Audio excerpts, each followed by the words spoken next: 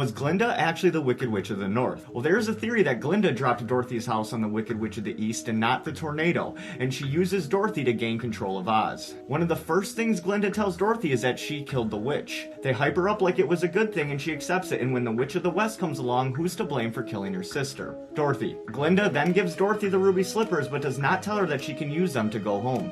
Instead, she sends Dorothy to Oz with the one object the witch would kill for. Dorothy is forced into a situation where her only hope of getting home is finding Oz. Along her journey, she murders the Witch of the West and exposes the Wizard of Oz as a fraud. So who's left to rule Oz? Glinda. She used Dorothy to gain control of Oz without having to leave her bubble. And when Dorothy was done overthrowing the two biggest powers in Oz, Glinda sends her home and makes her think it was all a dream.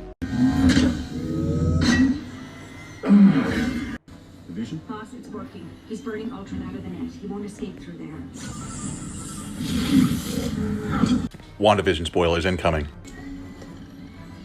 You won, you sneaky bastard. It's a blink and you'll miss it moment in episode 6. Darcy finds something called Project Cataract in Hayward's files. Now, if you don't know, cataracts are when your eyes get cloudy and you have to have surgery to repair your vision. Now, Disney's been putting Age of Ultron in our face after every episode since the beginning of the show. Vision was originally designed as a body for Ultron. The Avengers gave him his own personality. He helps defeat Ultron in the end. They destroy every last drone and Vision burns him out of the internet. But if Ultron was smart, he would have backed himself onto a flash drive or something somewhere, right? If Sword found something like that, it would have been a perfect template to repair Vision's brain. Sword would have no idea that this is basically how Ultron was born in the first place. Ultron was a master manipulator. He's played Wanda before. She doesn't remember how any of this started. Did he convince her to save Vision so he could save himself? Part 2 incoming. This is a crazy fan theory about some of your favorite Disney movies that is gonna blow your mind. Okay, so this theory starts with Frozen and what actually happened to Elsa's parents. The theory says that they were on their way to Rapunzel's wedding when they were tragically in their shipwreck. And that shipwreck is the same one that we see in Little Mermaid, meaning that Frozen, Tangled, and Little Mermaid are all part of the same universe. But it goes one step further. It suggests that Elsa's parents actually survived the shipwreck and were able to make it to shore, where they eventually had another child. And that child ends up being the vine-swinging, heart-throbbing, moving and grooving, Jane-loving Tarzan.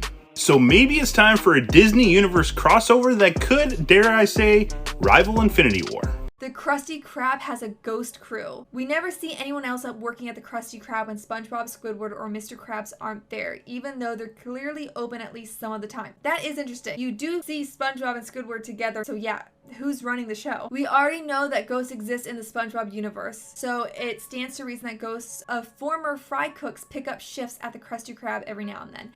That's a little far-fetched. It is creepy though, and it does remind you that ghosts exist in this universe, which is creepy. In season 2, episode 25, Phineas and Ferb go back in time and they meet Candace's sons, Xavier and Fred. So Xavier is obviously a mix of Jeremy and Candace, right? But who's Fred?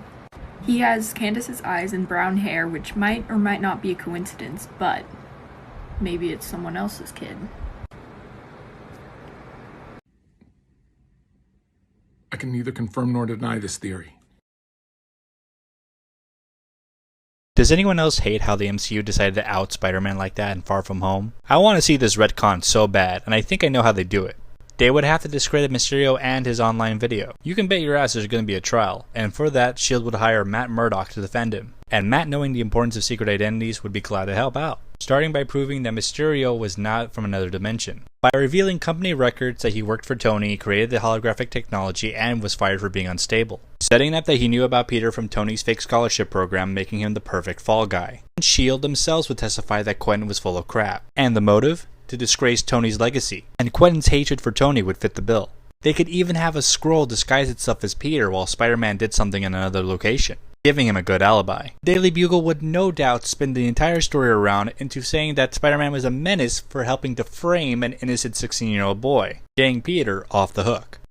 Pennywise and Mary Poppins are from the same species, hear me out. They both return every 20-something years. Pennywise every 27, and Mary Poppins every 25. And when they return, they regenerate energy from new children. Also, they sometimes visit the same group of kids as adults. And in both stories, the grown-up versions of the kids forgot what they had experienced. This part is crazy. In both movies, they lure a child named Georgie away from their siblings, while using a paper toy.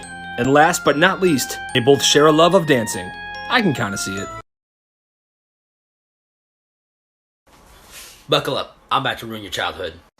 I'm sure you're all familiar with the show Blue's Clues, but what if I told you it had a very dark secret? See, I was watching the newest iteration with my daughter the other day, and I noticed something that didn't really strike me before. The shows stayed relatively exactly the same. The house, the inanimate objects that talk. Blue, the only thing that's changed is the owner. I thought that was a little peculiar. The strangest part being that the ownership of the house changes, but not the ownership of Blue, which led me to believe that Blue is actually a demon that resides within the house. After someone buys the house, he forces them to play his sadistic game, Blue's Clues. And if they don't solve the clues, the day that they lose, that is the day that their soul is claimed and trapped within an inanimate object in the house, i.e. the side table drawer, the mailbox, the salt and pepper shaker, shovel and pail. Steve survived so long because he was the best at the game. 5 seasons. Think about that. Jar Jar Binks isn't just some clumsy idiot. In fact, he might be a highly trained Force user and quite possibly a Sith Lord.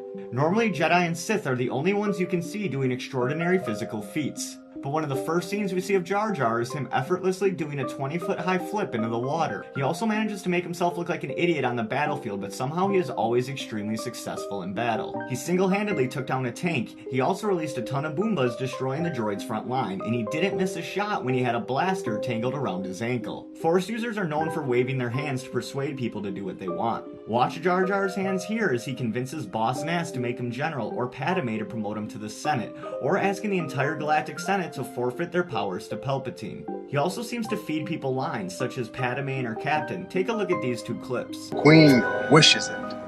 Queen wishes it. Well, I don't approve. Well, I don't approve. So is Jar Jar just an idiot who gets lucky, or is he the real He was killed by Ultron.